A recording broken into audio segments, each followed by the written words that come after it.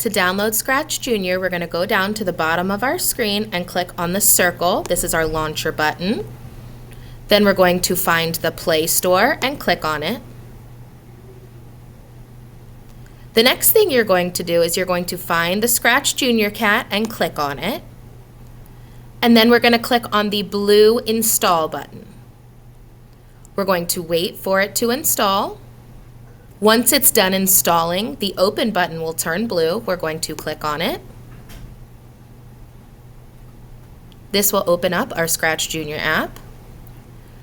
It's going to ask us some questions. We're going to click on the top one every time that says while using the app. Now it's time to get started. We're going to click on the apple for school. Then we're going to click on the house button. We're going to click on the plus sign, and now it's time to explore.